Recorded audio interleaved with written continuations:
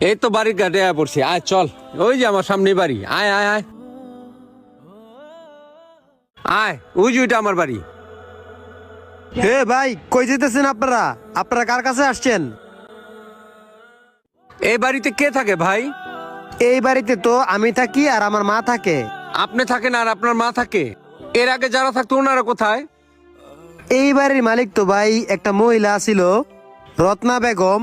তো ওনার হাজবেন্ড নাকি চট্টগ্রাম চাকরি করতো। তো এদের মধ্যে কি নাকি ঝামেলা হইলো, এর মধ্যে দিয়া এই মহিলা আরেক বেড়া লগে ভাগ্যে গেল গা। ওনার যে শাশুড়ি ছিল, শাশুড়ি মারা গেছে। মারা যাওয়ার পরে ওনারে এই গ্রামের কবরস্থানেই কবর দিছে। কিন্তু আমি তো এই গ্রামের না, আমি এই বাড়িটা কিনছি আর কি। ও এই কথা ভাই, এত কিছু ঘইটা গেছে। আচ্ছা, আপনারা দুজন কোত্থেকে আসছেন আর কার লগে দেখা করতে আসছেন? ভাই ভাই হইতাছে এই বাড়ির। এই পাপ্পু,